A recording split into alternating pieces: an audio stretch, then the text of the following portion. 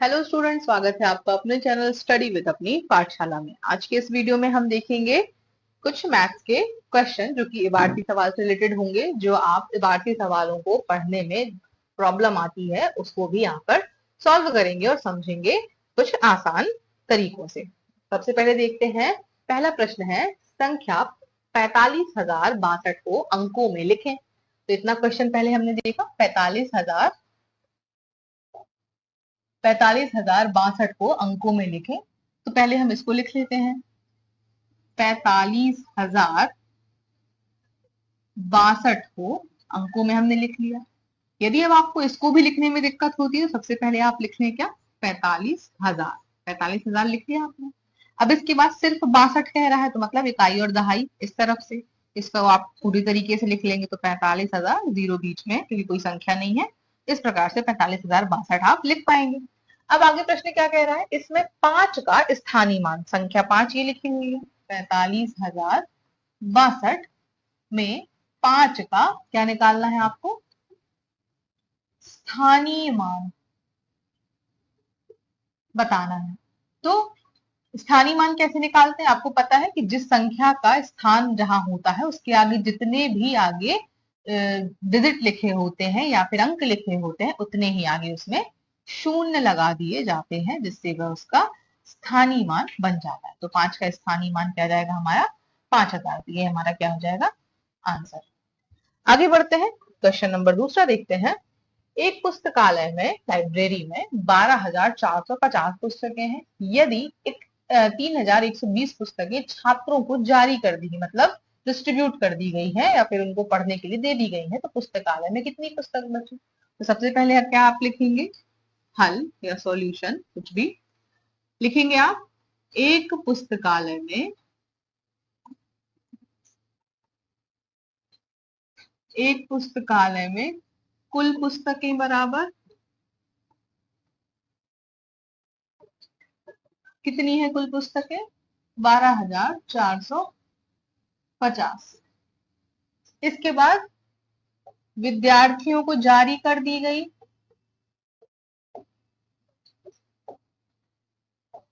विद्यार्थियों को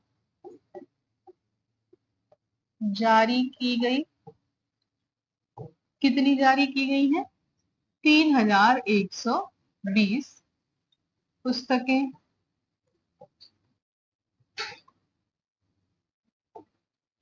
अब क्या कह रहा है, पुस्तकालय में कितनी बची, तो सीधी सी बात है कितनी बची, मतलब हमेशा कितनी बची यदि पूछता है कितनी बची तो यहाँ पर होगा हमेशा क्या, माइनस यानी घटाना।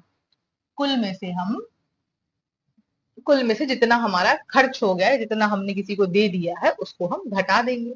चलिए इसको घटाते हैं, 0 में 0, 5 में से 2 गए 3, 4 में से 1 गया 3। अब 12 में से सीधे हम 12 में से घटाएंगे, 2 में से 3 तो जाएगा नहीं, तो 12 में से हम 3 घटा देंगे तो बचेगा 9। तो कितनी बची किताबें, 9,330 पुस्तकें पुस्तकालय में शेष बची।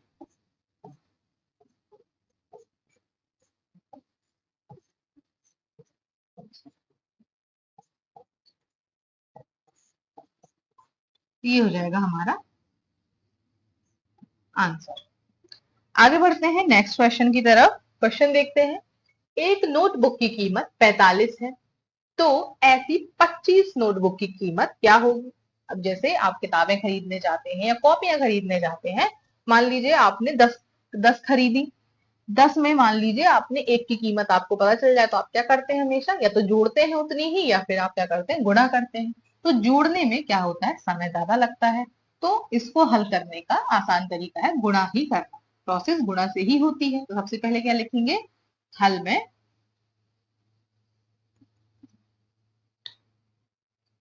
एक नोटबुक की कीमत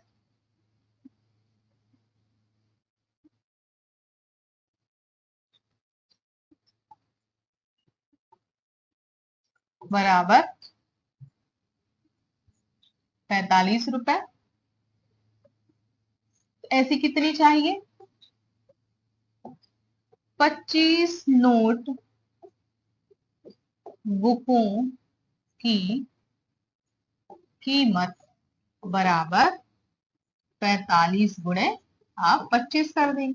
अब यदि आपको 25 का पहाड़ डायरेक्ट आता है तो आप वैसे कर सकते हैं, नहीं तो एक एक से करिए। जैसे 25 गुणे 5 है, सॉरी 45 है, तो पहले आप 5 का 5 से गुणा करें तो पचम 25 की 5 हासिल 2, फिर 5 को 20 और 2 22। इसके बाद 2 का आप करें,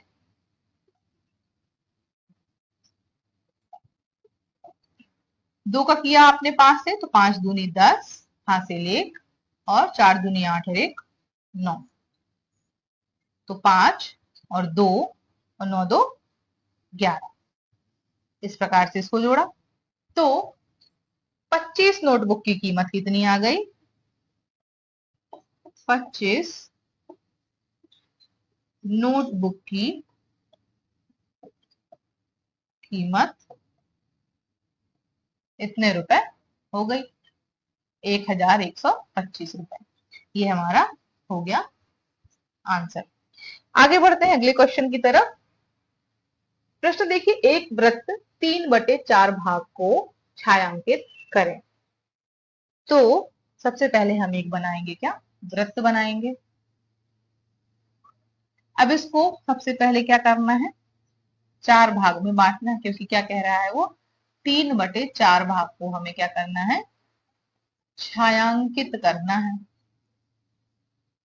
तो एक वृत्त के 4 हिस्से ही हो सकते हैं समान, ठीक है। अब 4 हिस्से कर लिए, अब 3 इसके हिस्से को क्या करना है, हमें छायांकित करना है।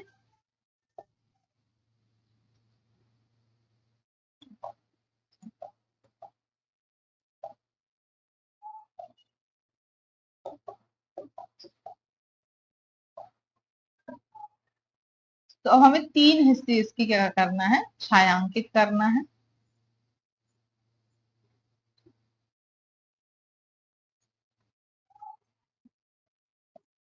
छायांकित करना है मतलब कलर करना है या कुछ भी इस टाइप से आप कर सकते हैं। तो हो गया 3/4 हिस्सा छायांकित हो गया, बचा कितना, 1/4 हिस्सा बचा। मतलब जितना भाग छायांकित कर देते हैं, टोटल को हम नीचे बटे में लिखते हैं। ये हो गया ऊपर का अंश और नीचे का हो जाता है हर। अब आगे प्रश्न को समझते हैं। लिखा है यदि आपके पास 12 चॉकलेट है, कितनी, 12 चॉकलेट है, और आपको 1/3 हिस्सा अपने दोस्त को देना है।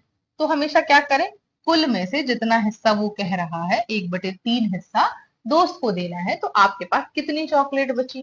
तो यहां से आप, क्योंकि आपके पास ज्यादा है, आपको कम, सॉरी, आपको कम के लिए निकालना है कि आपने उस दोस्त को कितनी चॉकलेट दी, क्योंकि भिन्न में दिया गया है।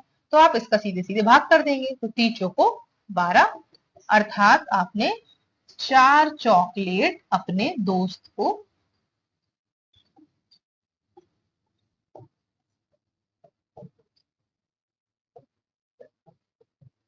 दी। ये हो गया हमारा आंसर। बढ़ते हैं नेक्स्ट क्वेश्चन की तरफ। एक फिल्म दोपहर 2:30 शुरू होती है और 2 घंटे 15 मिनट तक चलती है, तो फिल्म किस समय समाप्त होगी। तो दोपहर, फिल्म शुरू हुई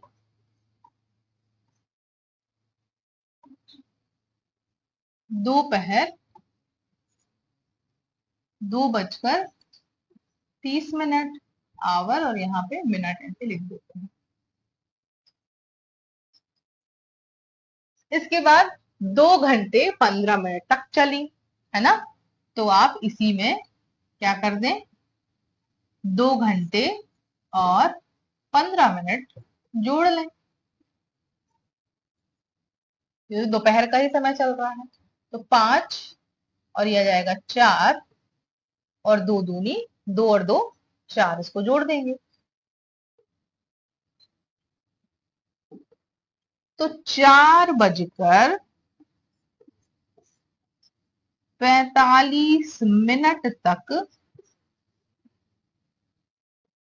फिल्म चली या समाप्त हुई। यही हमारा आंसर हो जाएगा। बढ़ते हैं नेक्स्ट क्वेश्चन की तरफ। राम ने बाजार से 12 किलो आलू 25 रुपए प्रति किलो के भाव से खरीदे। कितने? 12 आलू खरीदे, 12 केजी, कितने के भाव से? 25 रुपए के, है ना। उसने दुकानदार को 500 का नोट दिया। बताइए दुकानदार उसे कितने रुपए वापस करे। तो सबसे पहले उसने क्या है, यहाँ पर किलोग्राम का पैसा लिखा हुआ, मतलब 12 किलो तो खरीदे लेकिन 1 किलो का भाव कितना है? 25। अब हमें 12 किलो का निकालना पड़ेगा भाव, तो 25 का गुणा कर देंगे आप सीधे। 12 पंचे 60, हासिल 6, 12 दूनी 24 और 6 30, मतलब रुपए 300। 300 का कीमत, 12 किलो की कीमत कितनी हो गई? 300 रुपए हो गई। अब उसने क्या किया, 500 रुपए का नोट दिया। तो नोट कितने का दिया? नोट दिया बराबर 500, और 12 किलो की कीमत कितनी थी? 12 केजी आलू की कीमत बराबर 300। तो कितना माइनस, सीधे माइनस करेंगे। आपको पता है हम जब सामान खरीदने जाते हैं तो कोई बड़ा नोट देते हैं तो दुकानदार हमें उसके पैसे वापस करता है, ना कि हम उसको और पैसे देते हैं।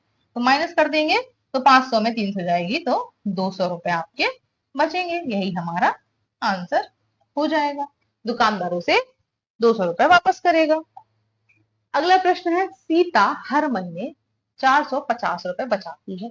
बताइए वह 12 महीने में कुल कितने रुपए बचाएगी। तो चलिए देखते हैं इसको। सीता हर महीने रुपए बचाती है बराबर 450। ठीक है। अब बताइए वह एक साल में, जैसे कि कोष्टक में लिखा है 12 महीने, तो आपको भी मालूम है चूंकि एक साल में 12 महीने होते हैं, है ना, इसलिए 450 गुणे हो जाएगा क्या, 12। तो 12 का गुणा करेंगे जीरो से तो जीरो आएगा। 12 पंचे 60, हासिल 6, 12 दूनी 24, 12 दूनी 24, 12 चौक 48, और 48 में आप 6 और जोड़ दें। इसको जोड़ के आप यहाँ पर लिख लीजिए, 14 की 4, हासिल 1, 4 और 1 5, तो 54 हो गया। इस प्रकार से 5,400 रुपए उसने टोटल क्या किए, हमेशा 12 महीने में या एक साल में उसने जोड़ो। तो उत्तर हो जाएगा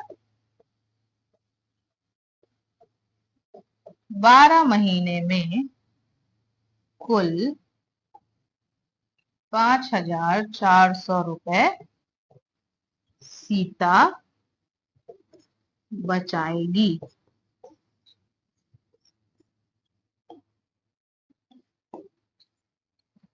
बढ़ते हैं अगले क्वेश्चन की तरफ। एक डिब्बे में 144 पेंसिल है। यदि इन पेंसिलों को 12 बच्चों में बराबर बराबर बांटा जाए तो प्रत्येक बच्चे को कितनी पेंसिल मिलेगी। अब यहाँ पर प्रश्न को समझिए। आपको क्या दिया गया है, 144 पेंसिल और 12 बच्चों में बांटनी है ना। जैसे मान लीजिए आप अपने स्कूल में पढ़ते हैं, आपको कोई चीज बांटी जा रही है, तो उसको कैसे डिवाइड करेंगे, मतलब बांटा जाए यदि कहीं पे भी आए तो आपको हमेशा क्या करना है, बांटना है, मतलब भाग करना है। तो समझ लेते हैं।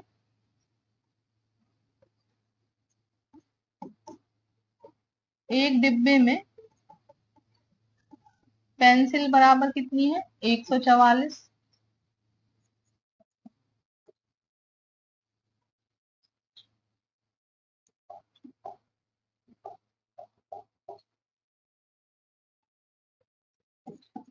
बारह बच्चों में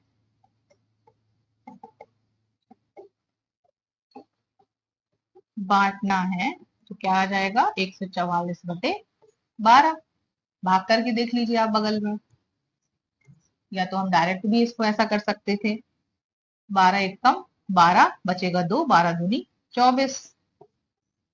इस प्रकार से भी आप देख लीजिए, 12 एकम 12 एक से एक कैंसिल हो जाएगा, 4 में से 2 जाएगा तो 2, उतारा आएगी 4, तो 12 दूनी 24, बचेगा 12।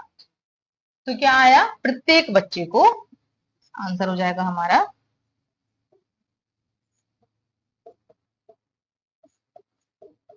प्रत्येक बच्चे को 12 पेंसिल मिलेगी।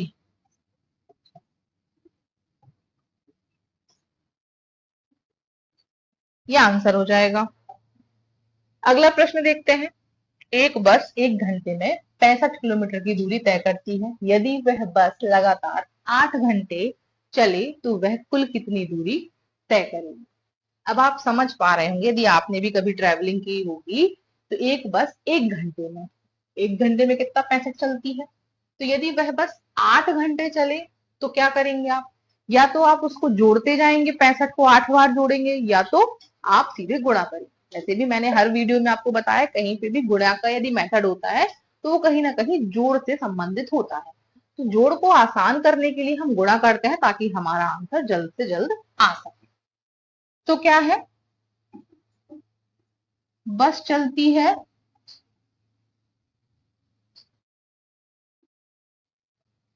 बस चलती है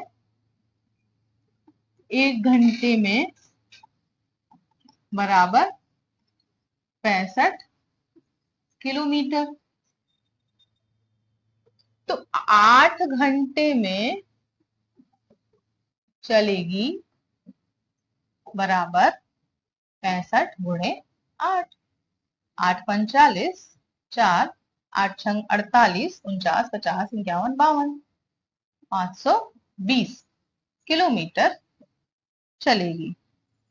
तो उत्तर हो जाएगा 8 घंटे में बस 520 किलोमीटर चलेगी। यही हमारा आंसर हो जाएगा। अब यदि आपको यहां पर भी प्रॉब्लम हो रही है इसको डायरेक्ट सॉल्व करने में, तो हम इसको ऐसे भी कर सकते हैं, फॉर्मूले के द्वारा भी, कि हमें निकालनी है कुल दूरी बराबर दूरी प्रति घंटा इंटू कुल समय। तो दूरी हमें पता नहीं है, कुल दूरी हमें निकालनी है। प्रति घंटे कितना चल रही है, 65, और कुल समय कितना है, 8। तो वही चीज आ गई, इसका गुणा कर देंगे हम, तो 520 किलोमीटर कुल दूरी आ जाएगा, और यही हमारा उत्तर हो जाएगा। इसको हम ऐसे फॉर्मूले में भी सेट करके निकाल सकते हैं। बढ़ते हैं अगले प्रश्न की तरफ। एक ग्वाला सुबह 15 लीटर 500 मिलीलीटर दूध बेचता है और शाम को 12 लीटर और 750 मिलीलीटर दूध बेचता है। बताइए उसने पूरे दिन में कितना दूध बेचा। तो सबसे पहले आप यहां देखेंगे, सुबह 15 लीटर 500 मिलीलीटर और शाम को 12 लीटर 750 मिलीलीटर। तो सबसे पहले लिखेंगे सुबह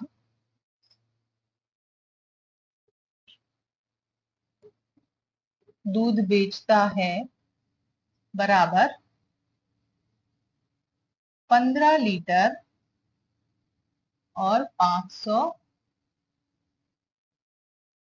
मिलीलीटर, ml जिसको बोलते हैं। अब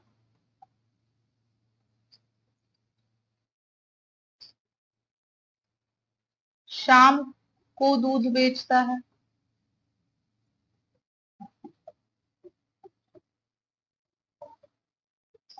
12 लीटर 750 मिलीलीटर। अब प्रश्न क्या कह रहा है, बताइए पूरे दिन में कुल कितना। तो कुल आ गया, मतलब आपको क्या करना है, जोड़ना है। अब एक चीज यहाँ पे जरूर ध्यान दीजिए, मान लीजिए सिर्फ 12 लीटर लिखा होता या फिर 750 मिलीलीटर बस लिखा होता, तो हमेशा याद रखें कि इकाइयों को इकाइयों से ही जोड़ा जाता है, मतलब लीटर को लीटर से, मिलीलीटर को मिलीलीटर से जोड़ा जाता है। इस चीज को ध्यान रखें, कभी भी एक इकाई को किसी दूसरी इकाई से जोड़े बिल्कुल भी नहीं।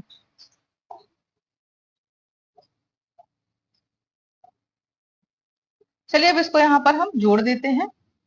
0, 5 और 7 5 12। ठीक है, अभी इसको हम देखिए चेंज भी करेंगे आगे चले, क्योंकि ये 1000 से ज्यादा आ गया। अब यहाँ पर जोड़ेंगे 5 2 7 और 1 2, आ गया 27। अब यहाँ पर एक चीज समझेंगे, चूंकि 1 लीटर बराबर हो जाता है 1000 मिलीलीटर। अब ये 1000 से ज्यादा आ गया। कितना 1000 से ज्यादा आ गया? 1000 में से माइनस कर देंगे कितना, सॉरी 1250 में से हम 1000 माइनस करेंगे तो हमारा आंसर आ जाएगा। तो कितना ज्यादा है? 0 का 0 5 और 2 का 2 और 1 में से 1 गई 0, मतलब 250 एक्स्ट्रा है। तो अब 250 कहाँ जुड़ जाएगा? इसमें ऐड हो जाएगा। तो यहाँ पे हमने इस चीज को देखा, 1250 को हम 1000 माइनस कर देंगे तो ये निकला जैसे 250, तो ये आ गया आपका मिलीलीटर। और ये 1000 बराबर कितना था? 1 लीटर था। तो ये 1 लीटर कहाँ जुड़ जाएगा? इसमें जुड़ जाएगा। तो आ जाएगा 28 लीटर और 250 मिलीलीटर। ये हमारा आंसर हो जाएगा। तो इस प्रकार से यहाँ पर कभी भी जब 1000 से ज्यादा आए तो जितना ज्यादा हो रहा है वो मिलीलीटर में हो जाएगा, और 1000 जितने बार 1000 निकलेगा उतने यहाँ पर लीटर जुड़ते जाएंगे। बढ़ते हैं आगे। एक क्रिकेट खिलाड़ी ने 4 मैचों में क्रमशः 45, 52, 0 और 63 रन बनाए। उन रनों का औसत ज्ञात करना है। तो अब ये औसत का प्रश्न है, मतलब कहीं ना कहीं ये भी जोड़ और भाग से संबंधित होता है। तो सबसे पहले इसका हम समझ लेते हैं फॉर्मूला औसत का।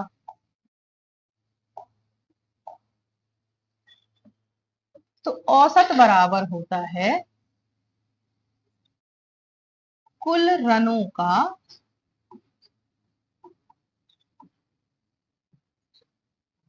योग बटे कुल मैचों की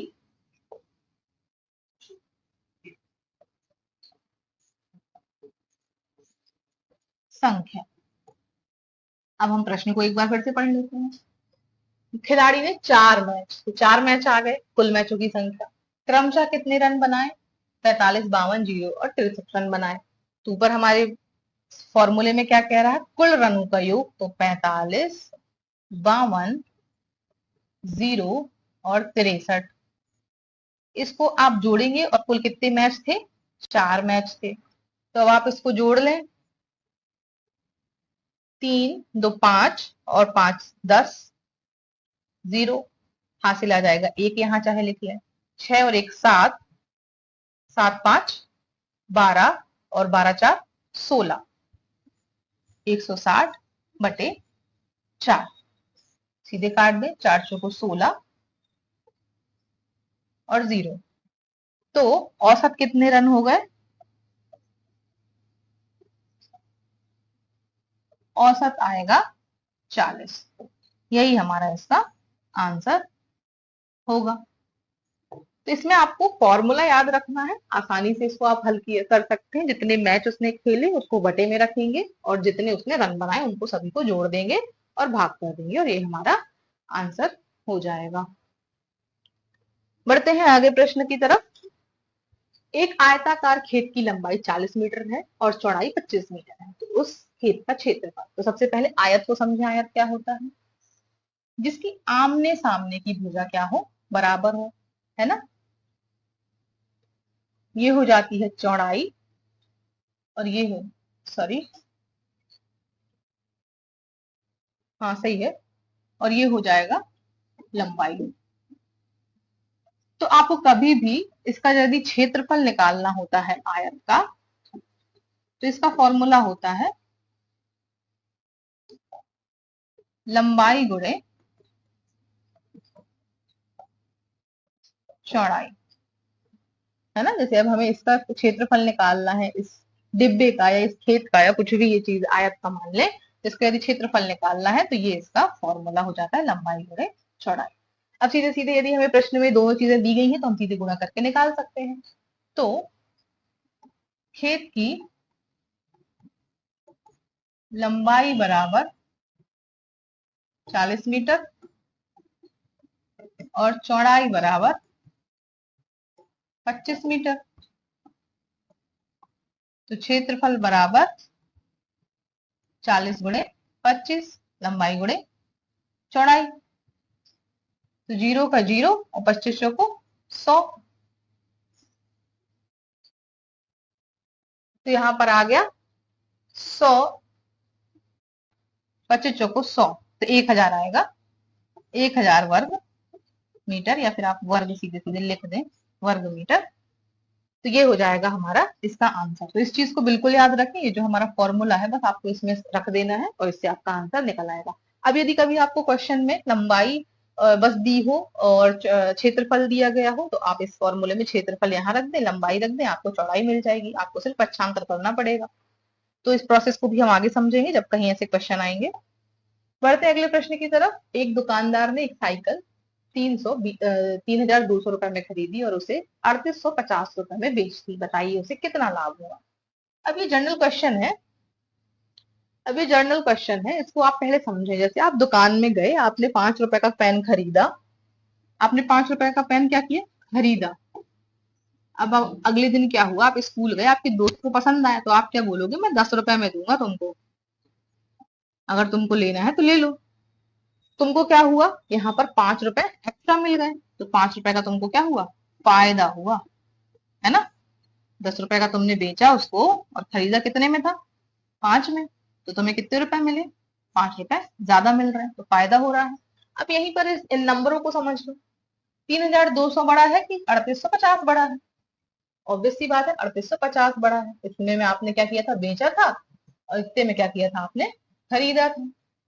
तो आपको जाहिर सी बात है पैसे बच रहे हैं इसमें, है ना। तो शुरू करते हैं, इसको हल करें, कैसे करेंगे। इसका भी एक फॉर्मूला होता है, फायदा यानी इसको कहते हैं हम लाभ। तो लाभ हो रहा है, तो लाभ बराबर विक्रय मूल्य। अब विक्रय मूल्य को कैसे बताना है इसको भी मैं बताती हूँ। विक्रय मूल्य माइनस क्रय मूल्य। अब विक्रय मूल्य को याद रख लें आप, विक्रय मतलब बेचा, क्रय मतलब खरीदा। तो विक्रय मूल्य से ही क्रय मूल्य क्यों घटा रहे हैं, क्योंकि विक्रय मूल्य ज्यादा होता है, इसलिए हम विक्रय मूल्य को क्रय मूल्य से घटाते हैं, है ना। क्रय मूल्य से हम विक्रय मूल्य को तो नहीं घटा सकते क्योंकि वो तो कम है क्रय मूल्य की राशि। तो अब लाभ बताना है, तो विक्रय मूल्य कितना है हमारा 3,850 और क्रय मूल्य कितना है 3,200, है ना। तो अब अगर आपको ऐसे डायरेक्ट नहीं घटाते आता है तो आप साइड में ऐसा लिख लें और घटा लें। 0 में 0, 5 में 0 जाएगा 5, 8 में से 2 जाएगा 6 और 3 में से 3 जाएगा 0, तो बचे 650।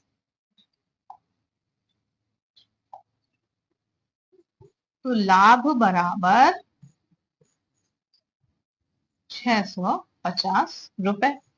तो समझ गए आप। इन शब्दों को जरूर समझें, क्रय मूल्य, विक्रय मूल्य, लाभ, फायदा यानी लाभ, और नुकसान यानी क्या होता है, हानि। तो आपको किताबों में हमेशा लाभ हानि की परिभाषाएं मिलेंगी, कभी नुकसान फायदा नहीं। नुकसान फायदा हम अपने बोलचाल की लैंग्वेज में बोलते हैं, इसलिए इसको समझना जरूरी है। विक्रय मूल्य क्रय मूल्य भी हम ऐसे कभी नहीं बोलते, किताबों की भाषाओं में ही चलता है, इसलिए इसको भी याद रखें। बेचा गया विक्रय मूल्य, खरीदा गया क्रय मूल्य होता है। बढ़ते हैं अगले क्वेश्चन की तरफ। तो यहीं पर हमारा ये वीडियो मैथ्स का इबारती सवाल का यहीं पर समाप्त होता है। आई होप आपने इसकी टर्मिनोलॉजी बहुत अच्छे समझी होगी, कौन से सवालों को हमें किस प्रकार समझना है, कैसे हमने यहाँ पर इबारती सवालों को पढ़ा, समझा और उसको सॉल्व किया। आई होप आपको ये वीडियो बहुत ही हेल्पफुल लगेगा। प्लीज हमारे चैनल को लाइक शेयर सब्सक्राइब करते रहे, उसी प्रकार की वीडियो देखते रहे। Thanks for watching.